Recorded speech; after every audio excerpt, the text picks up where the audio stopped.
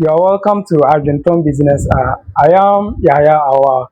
Today we are Big Bunny Farms Limited, and we are here to bring you more insight about the feed industry. Let's go for commercial break. Once we are back, then I will introduce my guest to you. Welcome back from the commercial break.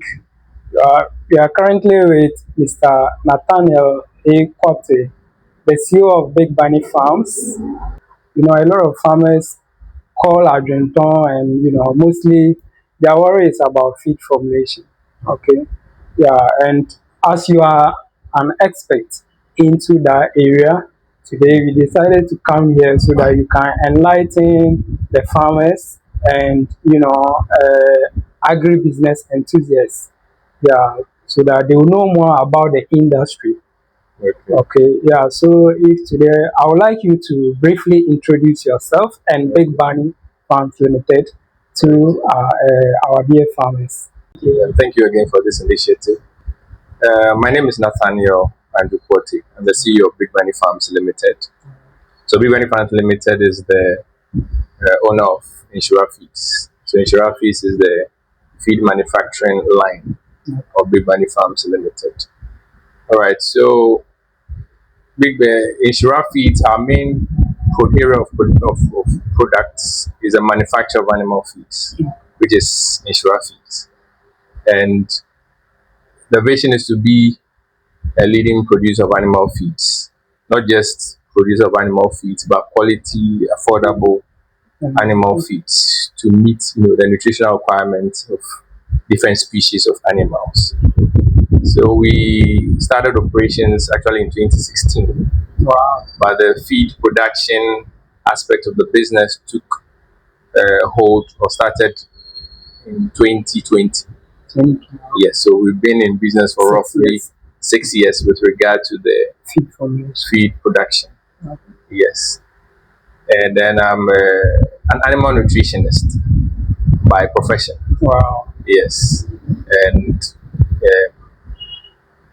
a business consultant. And then I do some other things as well. Okay.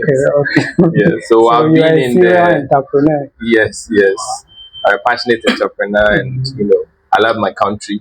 I want to see my country develop, so I'm doing the little bit that I also can do to develop a country, and then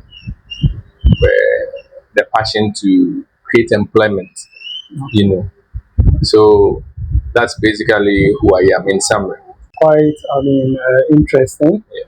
And I want to find out why the name Big Bunny and Nhyira Feeds. Why not Big Yes. Bunny Feeds? No, okay. So Big Bunny Farms Limited. I first started as raising livestock, and the livestock I started with were rabbits. So that's where the inspiration came from. Okay. So I was raising rabbits, Big Bunny goes with rabbits. So Big Bunny Farms Limited. Okay. Yes. So Nhyira Feeds is more or less although the trade name for the feed line is also a subsidiary of Big Bunny Farms Limited. But currently we focus mainly on the feed production. Yeah, so that's the inspiration behind the name Big Bunny Farms Limited. That was But where are you still farming the rabbits? Or not that at one the is stopped? Yes.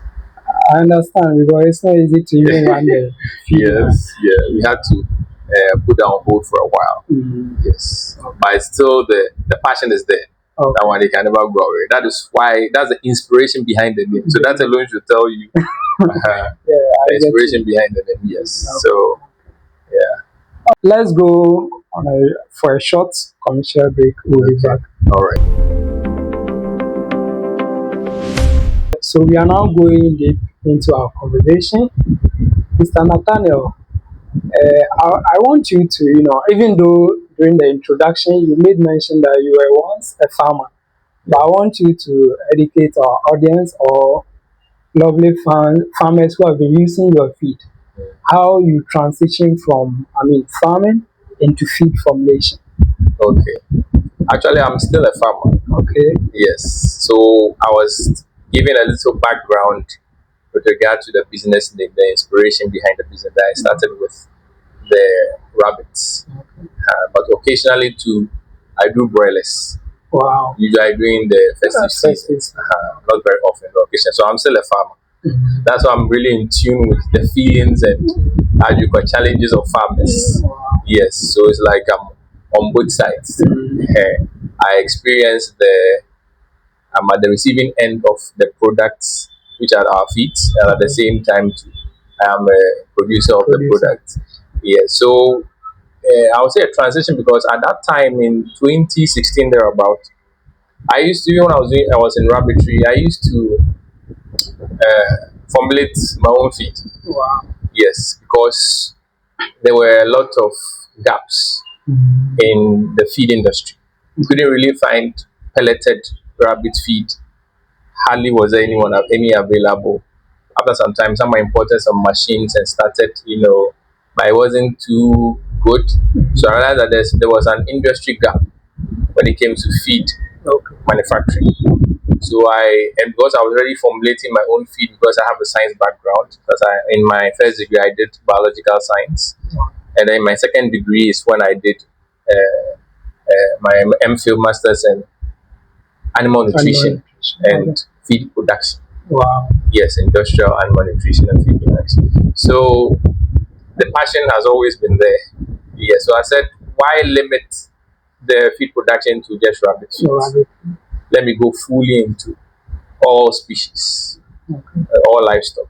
So from there, I made gradual preparations. I remember when I started, you know, I didn't really have enough funds. So just in my hall, I was mixing things. I wear gloves, mix ingredients with my hand, but then I make sure I follow the formula I have. But it was laborious, using your physical manpower to do a lot of things. And then I didn't have, how do you call it, money to even buy sealing machines, bag sealers. I had to tie it, but I make sure I tie it well, and then the label I print, Wow. I on A4 sheets, and then I stick it, and then I label it. So I remember even when I was starting the rabbit farm, I started in my bedroom Wow. because I was living in a rented place. I didn't have space, so the cage, I didn't have money to buy cage. I had to go to the internet, YouTube, see how they build cage. I didn't even have the clips. I had to get wires, tie, use knife to cut the mesh, Hey, so you built it yourself? and I built it myself. I built the cage myself. Wow. Yes. Gradually, I got some money, imported some clips, but you didn't even get it in Ghana. Those clear. Then the cages, I advertised them and I started selling them. So my first rabbit cage I built myself. Wow. Then I sold some until, I had to, all the way down to 2020, I was selling rabbits, doing advocacy and all that. And then because I had identified the industry gap with respect to animal feeds, because I couldn't get the rabbit feed, and how it's, in a way, it was a good thing because it was a challenge. So therefore, I was forced to, don't know, I had that talent. I had to go and study on my own because of the science background I had, and then started formulating my own feed. So then I said, no, I have to, professionalize this feed formulation because it's an expert field. Yeah. So then I had to go back to school to do my MPhil, Okay. and then so that's why my effort was focused on animal nutrition and feed production. Wow. Yes, well, so the reason was I identified a gap in the industry, and as an entrepreneur, you identify a challenge, Sure. you satisfy or cure the challenge, and then in turn you make some profits. Exactly. When you were starting, what are some of the challenges that came on your way? Okay, so I had a vision, Okay. a goal that I wanted to attain, which is eventually being one of the global leaders in the provision of animal nutrition. Mhm. But then you have to start somewhere.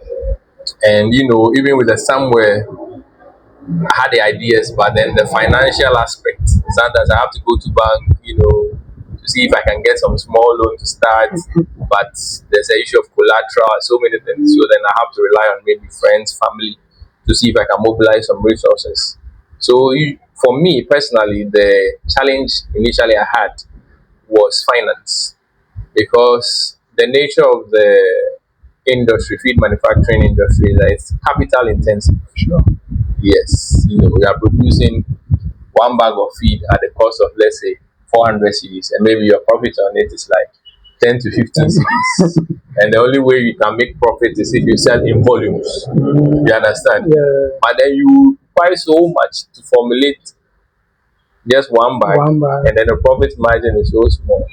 You understand? So you make profit when you sell in volumes. If you're not selling in volumes, you may be discouraged. Wow. So you now have to put your marketing, master your marketing strategies and all that to promote and then create awareness.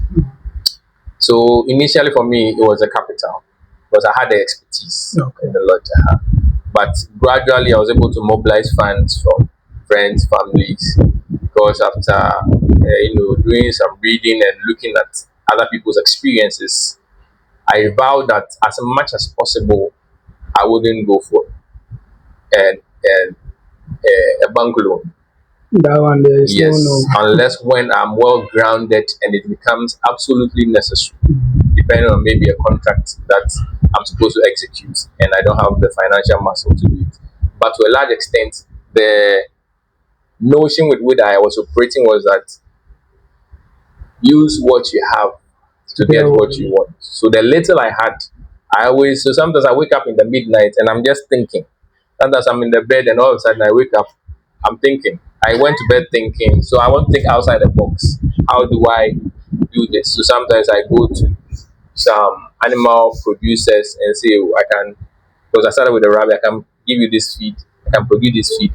I take a sample and then they express interest, and sometimes they pay ahead of time to manufacture because I have the money to produce so many bags of feed waiting for the customers to come. So I was able to convince them they pay ahead of time. So I had the finance to produce the feed, and the feed was properly formulated. So that in itself was the strongest marketing point. So that's how come I was able to gradually overcome the financial barrier. But then, so for starters, that's what my main challenge. It wasn't the knowledge gap, but the finance. The common mistakes farmers make when feeding their animals.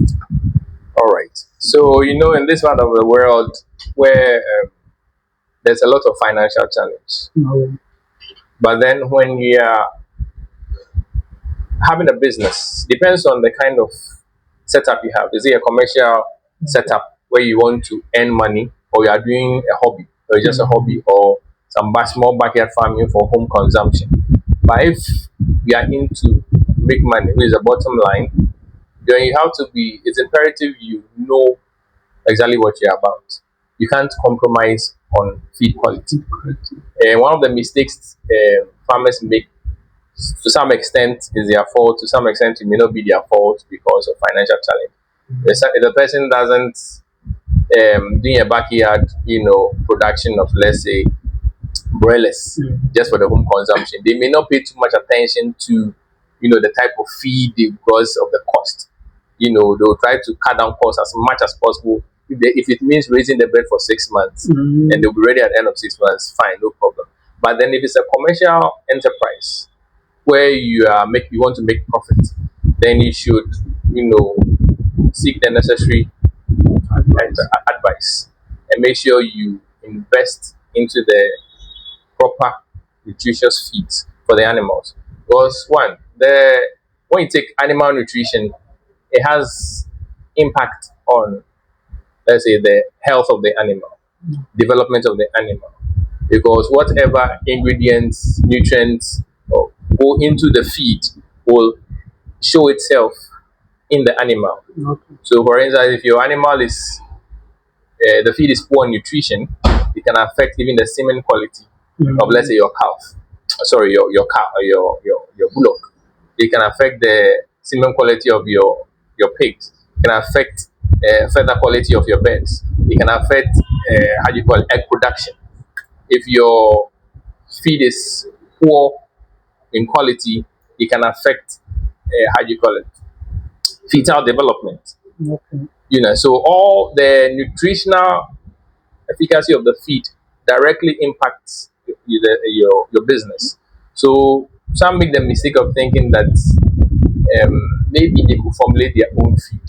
So they go into the internet, see some formulas, Then maybe they call at Kenton, do you have maize? Do you have soybean meal? Do you have salt? Do you have this? Do you have this? But they've seen the formula, then they combine it. They combine. Then they feed the animals for some time. So there's something off. But they can't identify the problem because they don't have the knowledge to identify and say, why are the shells soft? I don't understand.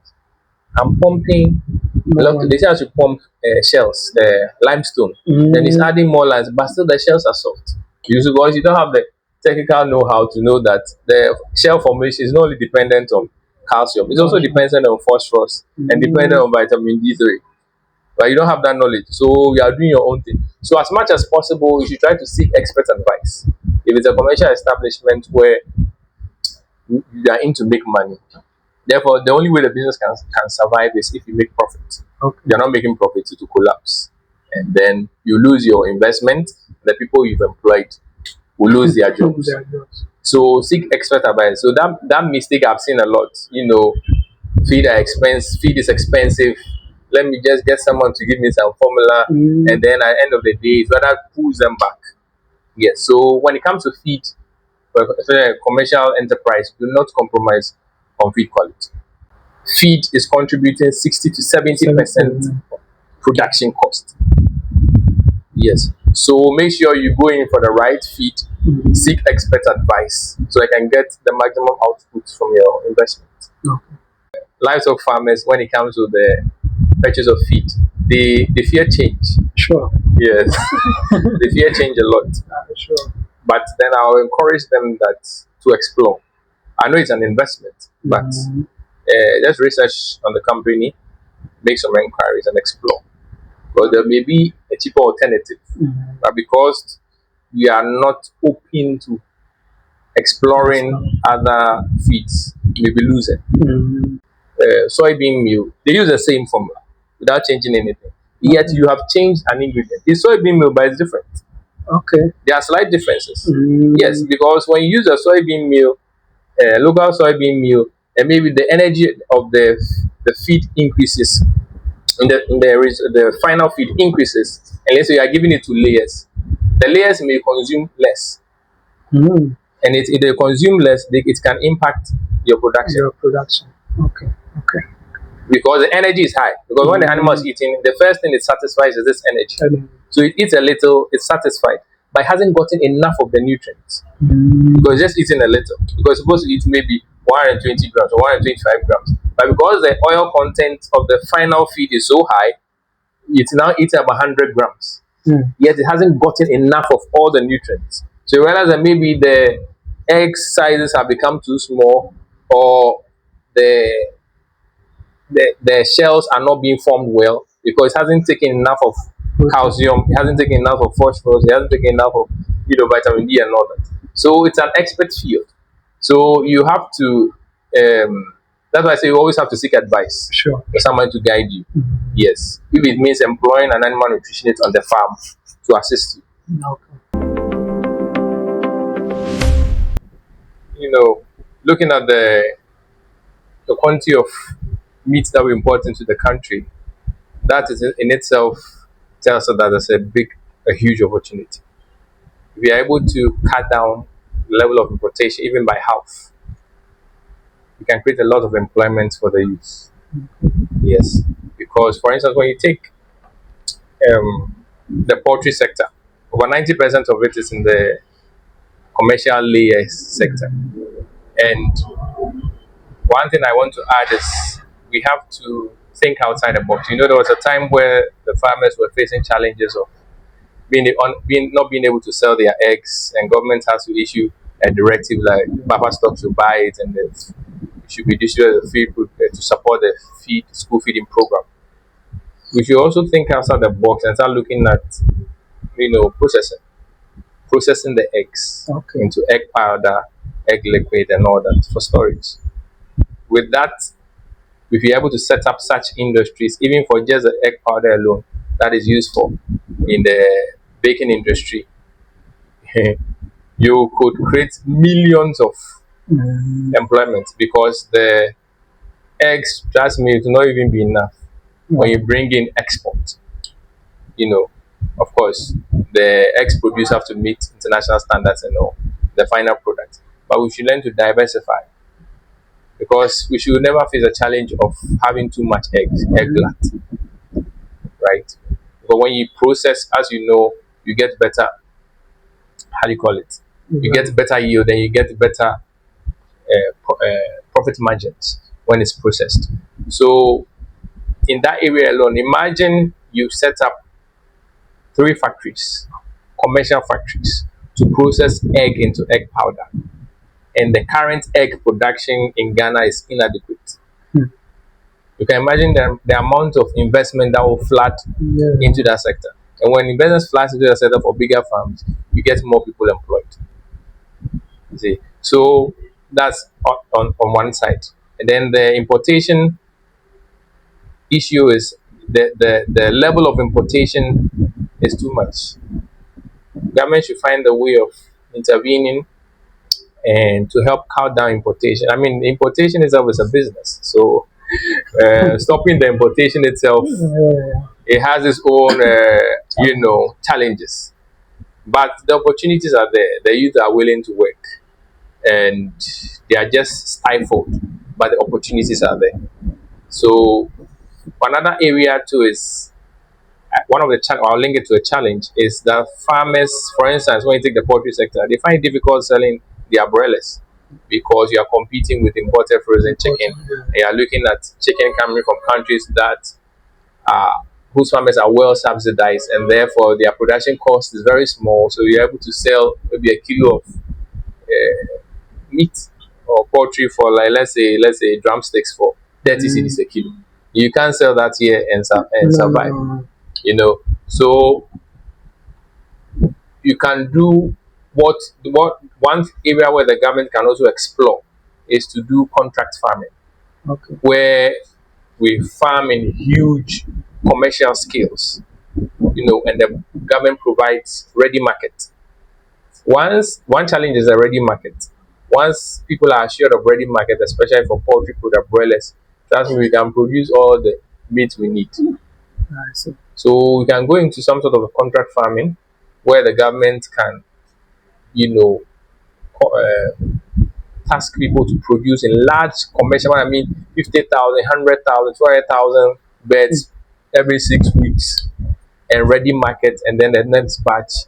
We can, and then you couple that with working alongside feed producers to give the best price.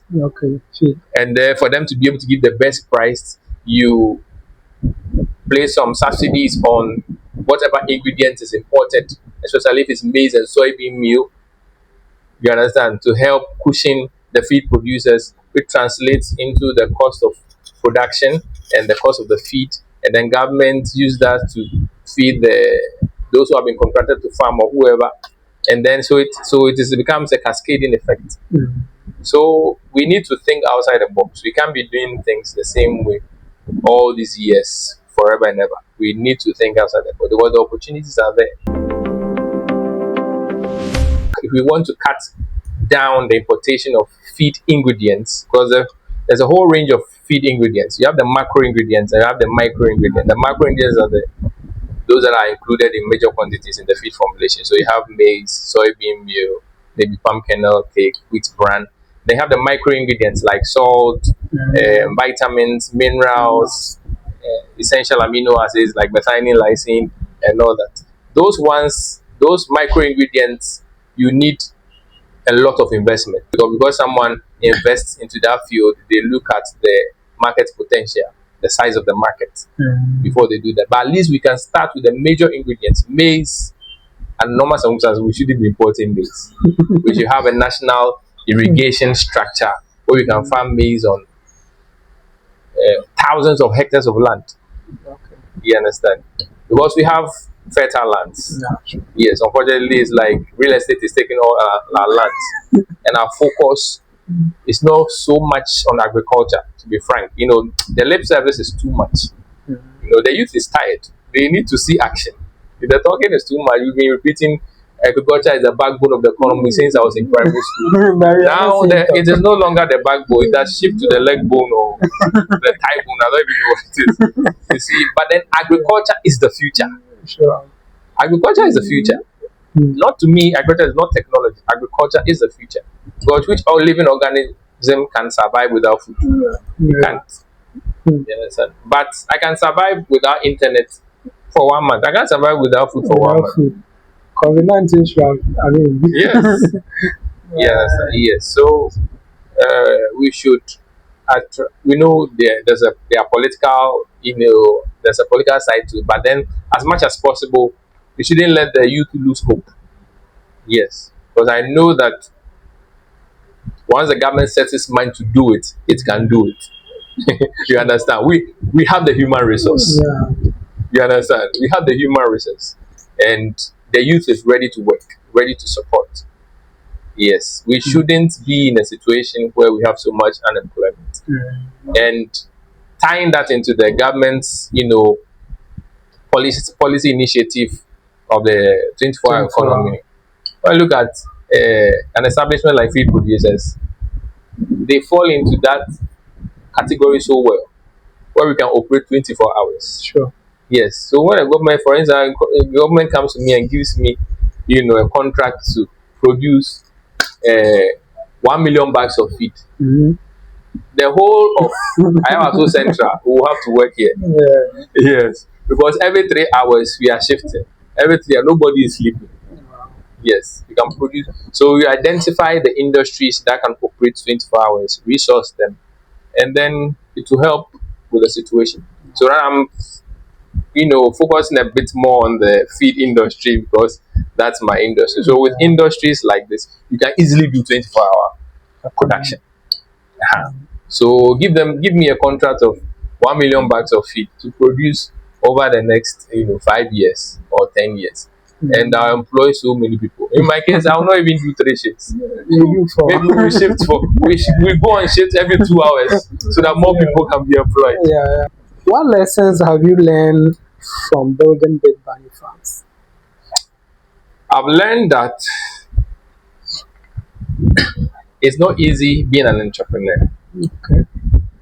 I've learned that it's best when you have a passion for what you're doing, so that the business becomes a passion.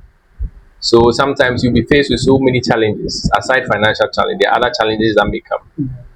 For instance, the borders are closed or there's COVID lockdown, for instance, and there's no importation of maize, no importation of soybean meal.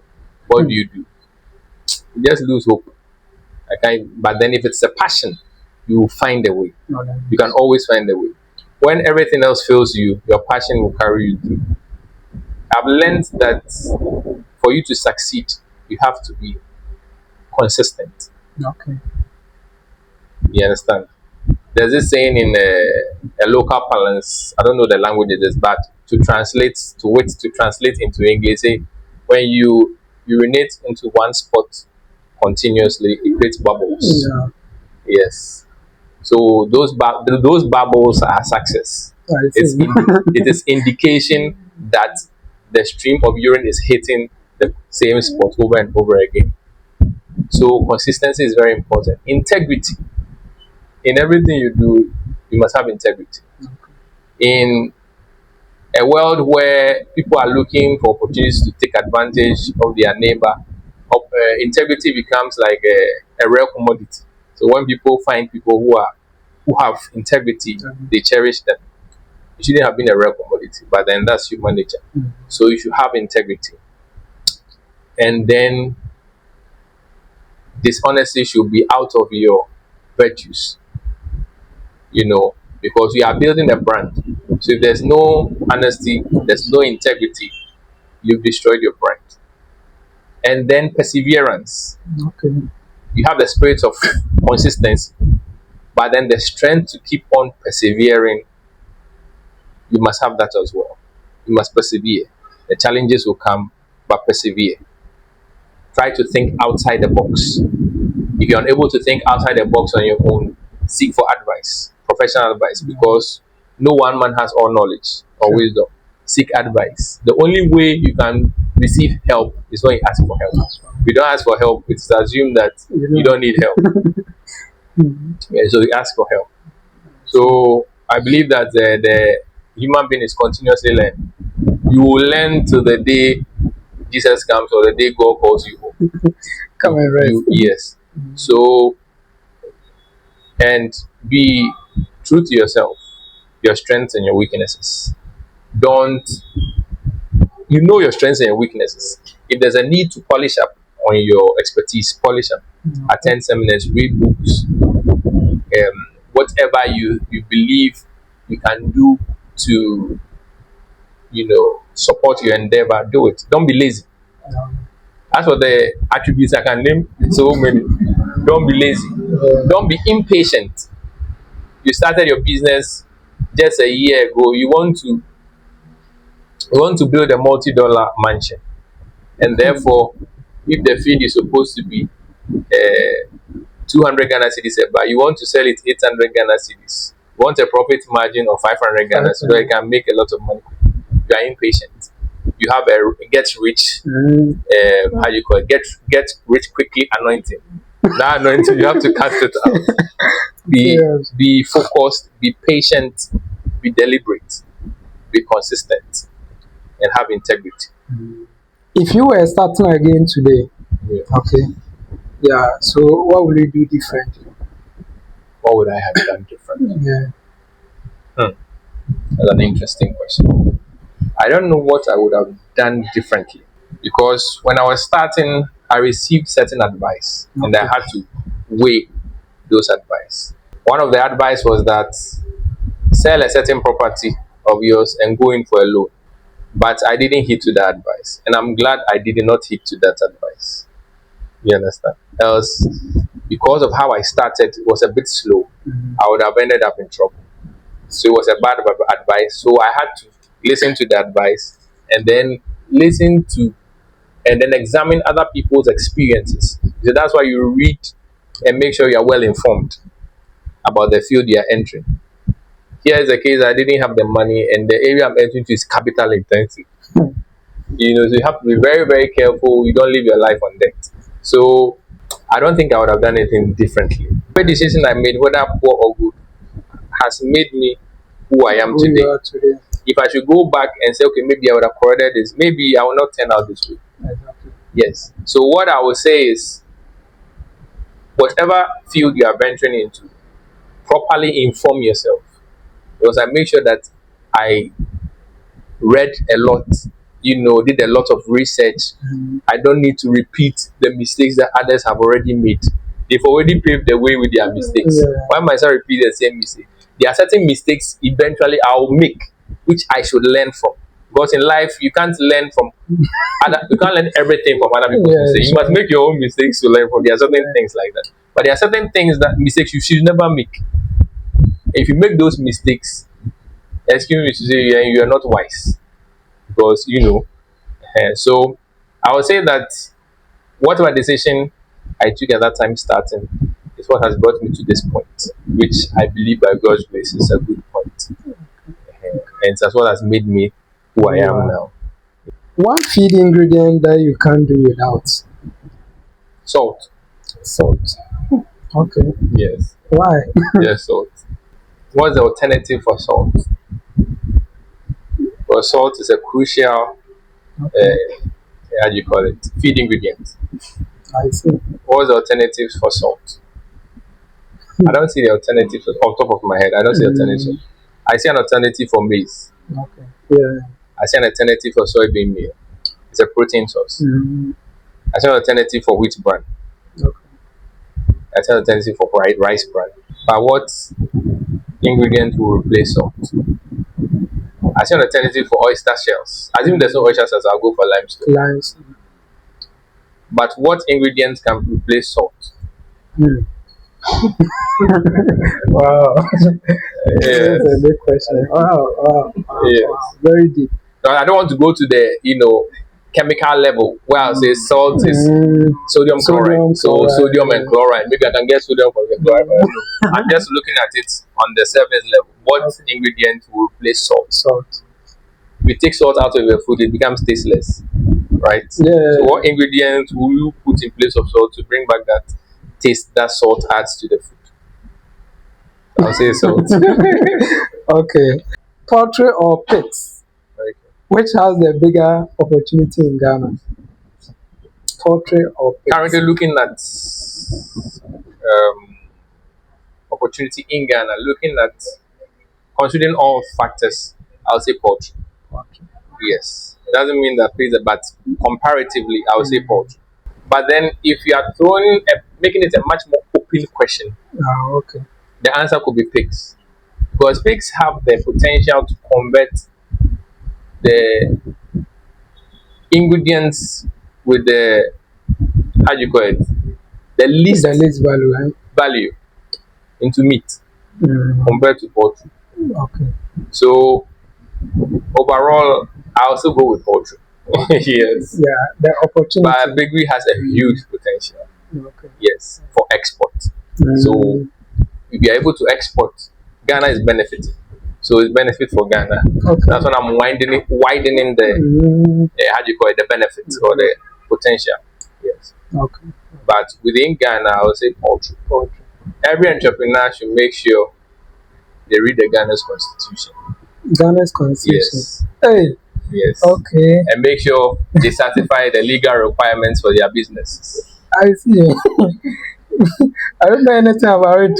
Yes. And from today onwards, yes. Ghana's. I recommend that book. The Constitution of But Ghana. is it available? It's available. We can get PDFs. One mistake farmers should stop making immediately. One mistake. Stop compromising on feed quality. Okay. Yes. Tomorrow, instead of obeying soya no, also the back of you bancha haban. Okay. Where do you see Bigg Bunny farms in the next 5 years? At least I see us as the largest provider of animal nutrition products in all of Africa. What is the one message you would like every farmer listening to you today to remember? Love God with all your heart. Okay. Love your neighbor as yourself. And love yourself. Okay. When you understand the depth of what I've said to fuel your business, you mistreat your workers. I see. You put yourself in your workers' shoes. You put yourself in the government's shoes. You don't throw your manure into the gutter to cause floods. Okay. You listen to expert advice and not load your feed with so much protein. It creates too much methane and it goes into the atmosphere and destroys the ozone layer. Okay. Yes, so I've summarized all that I wanted to say. Yeah. Love God with all your heart. Love your neighbor as yourself and love yourself. So, Mr. Nathaniel, thank you very much. Thank you too so much. I forgot. I think you need to give out your details. We are located at Okomlemle, Accra, 61 Olympic Street, Accra North. We are close to Haptel, just off the Joy FM road. Okay. You can reach us on 0244 439 771. Okay. Yes, that line comes directly to me. And then whatever questions you have, whatever need you have, I'll help you address it. Yes, our fees are affordable. Okay. Yes, we even reviewed our prices. We reviewed our prices downwards recently. Wow. Let me add that adjective. Yes, so you can reach us on this line 0244 439 771 or nhyirafeeds@gmail.com. But I prefer you call because if you can't call, you just send me a WhatsApp message and I'll respond. And then we can take it from there. So let's do business together and let's move Ghana to higher heights. We have all the potential. God bless you all. And God bless you too for coming. Thank you, Mr. Nathaniel. Thank you very much. All right. Yeah. So, lovely farmers, I believe you've gotten much insight into the feeding industry, right?